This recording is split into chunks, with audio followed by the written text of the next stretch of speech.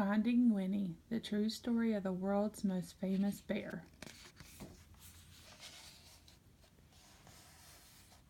Could you tell me a story? Asked Cole. It's awfully late. It was long past dark and time to be asleep. What kind of story? You know, a true story. One about a bear. We cuddled up close. I'll do my best, I said.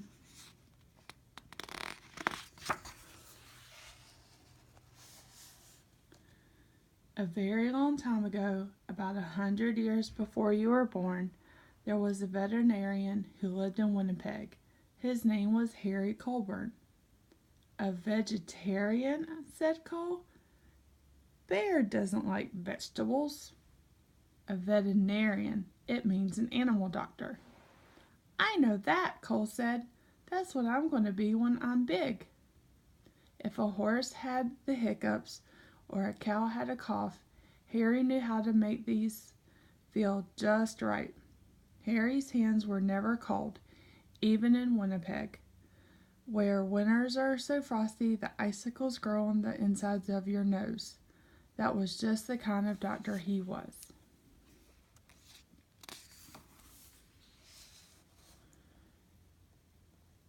But a day came when Harry had to say goodbye to Winnipeg. There was a war far, far away, beyond the end of the country and on the other side of the ocean, and he was going to help. He would be caring for the soldiers' horses. Harry rode east on a train full of other soldiers.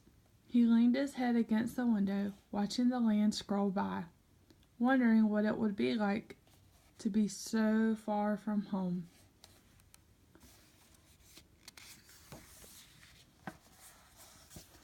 The train rolled right through dinner and over the sunset and around 10 o'clock and into a nap and out the next day until it stopped at a place called White River. Harry decided to stretch his legs. On the train platform was a man on a bench with a baby. A baby? Said Cole, annoyed.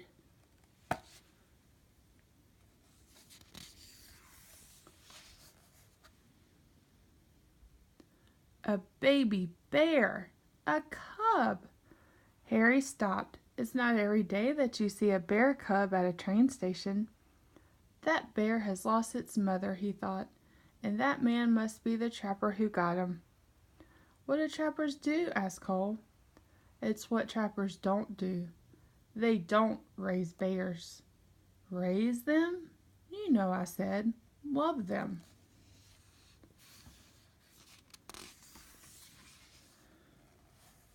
Harry thought for a long time. Then he said to himself, there is something special about that bear. He felt inside his pocket and said, I shouldn't. He paced back and forth and said, I can't. Then his heart made up his mind, and he walked up to the trapper and said, I'll give you $20 for the bear. Is $20 a lot? Asked Cole. Back then, I said, even more than a lot.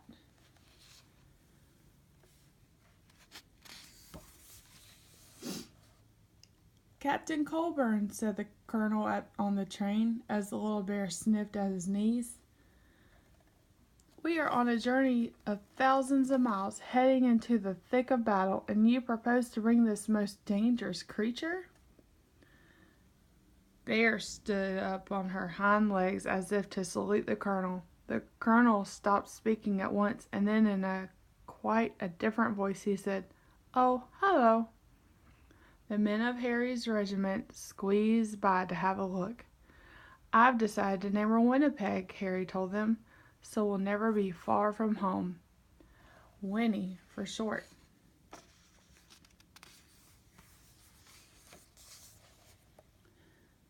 They had a very long way to travel, and they had already gone 3 or 4 feet when Winnie grew hungry. What do bears eat? The men wondered.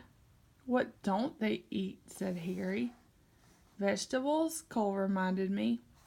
Winnie ate vegetables, I said. She ate everything except onions. They brought her carrots and potatoes and apples and tomatoes and eggs and beans and bread and a tin of fish and some slop in a dish. But Winnie was still hungry. "How about dessert?" said Harry, holding up a bottle of condensed milk. Taking the treat in her paws, Winnie laid on her back and hummed a happy song as she drank. The men roared.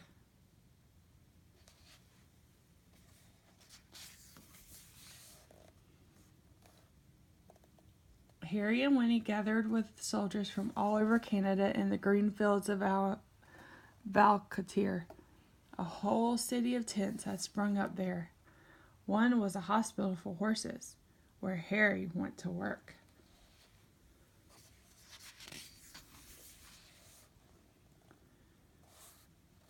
Winnie was in the army now. Harry taught her to stand up straight and hold her head high and turn this way and that, just so. Soon she was assigned her own post. Even the colonel agreed that Winnie was a remarkable bear. She might have been the best navigator in the whole army. If you hid something, she could find it. She could! What if it was further away? And farther still? Remarkable, he cried.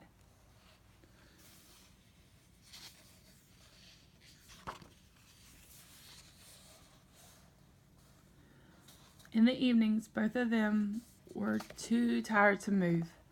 When Harry thought about Winnie and the voyage across the ocean, his head said, "I shouldn't." His head said, "I can't," but his heart made up his mind.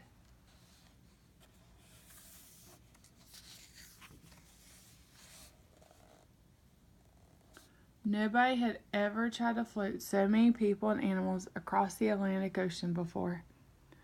30 ships sailed together, carrying about 36,000 men and about 7,500 horses, and about one bear named Winnie.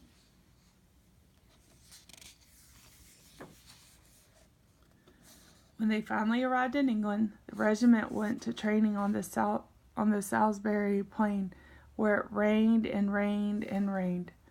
But Winnie didn't care. She didn't seem to mind.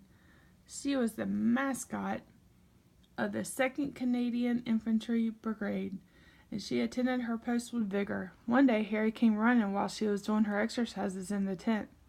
"You'll bring the whole place down," he said with a laugh. She had grown.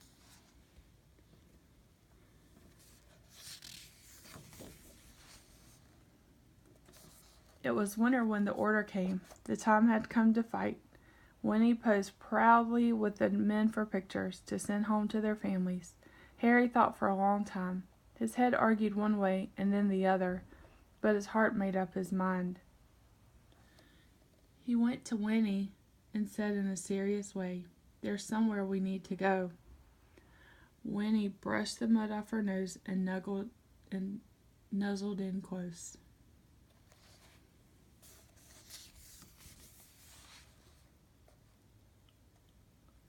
Harry drove all the way to the big city.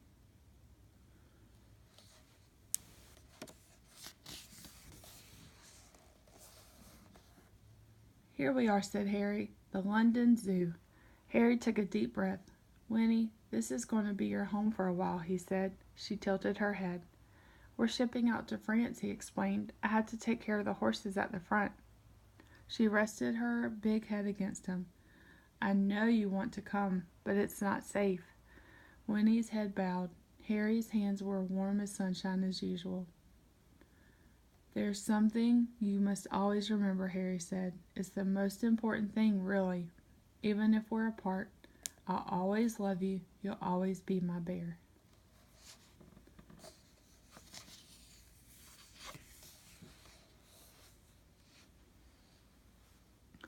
"Is that the end? The end of Harry and Winnie's story?" I said. "But I don't want it to be over," said Cole. "Sometimes," I said, "you have to let one story end so the next one can begin." "How do you know when that will happen?" "You don't," I said, "which is why you should always carry on."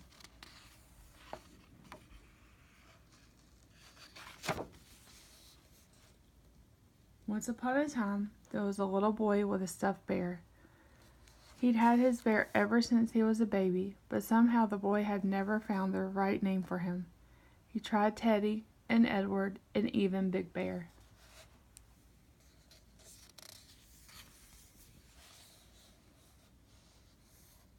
One day, the boy went to visit the London Zoo with his father, and there was a bear, a real bear, on the terraces there. Right away, the boy thought, there is something special about that bear. His name was Winnie. They became true friends. The boy was allowed to come right inside her enclosure to play. Once the boy had found Winnie, he knew just what to call his stuffed bear. He named it Winnie the Pooh, and the boy was called Cole, said Cole. His name was Christopher Robin Milne. Christopher Robin would visit Winnie at the zoo. And then he would take his stuffed animal on all sorts of adventures in the wood behind his home. His father, Alan Alexander Milne, wrote books all about them. Harry's Winnie became Winnie the Pooh, and there has never been a more beloved bear. But what about Harry? Cole asked. When Harry visited Winnie at the zoo, he saw how happy she was. She was being raised. She was truly loved. And that was all he ever wanted from the moment they met at the train station in White River. So after the war, Harry returned to Winnipeg in his life as an animal doctor. Before long, he was married and had a son named Fred. And Fred had a daughter named Lauren. And Lauren had a daughter named Lindsay, which is me. And then I had a son. When I saw you, I thought, there is something special about that boy. So I named you after your great-great-grandfather, Captain Harry Colburn. I named you Cole.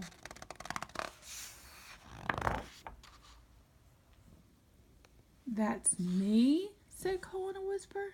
That's you. And that's Winnie? Yes, I said, that's Winnie. And it's all true? Sometimes the best stories are, I said. Cole's eyes grew big, and he said nothing for a long time.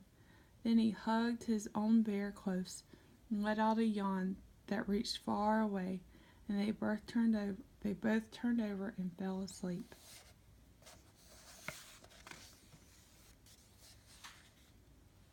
And that's Harry as a young soldier. And this is a diary that Harry kept. And this is the diary page from the day Harry found Winnie on August 24th, 1914. He wrote, bought bear, $20.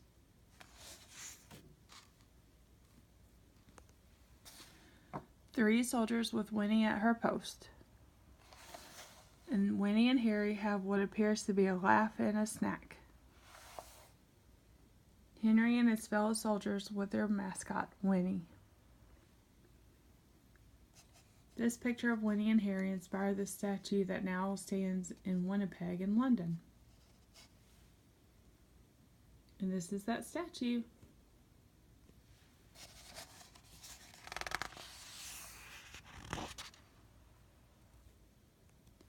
And this photo was taken of Winnie and Christopher Robin in 1925 at the zoo after they became friends.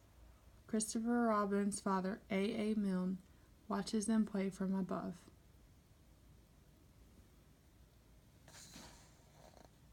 And this is the official animal record card, shows that Winnie began her stay at the London Zoo on December 9th, 1914.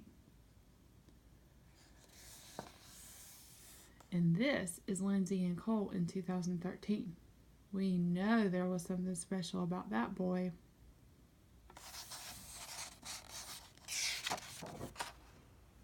The end.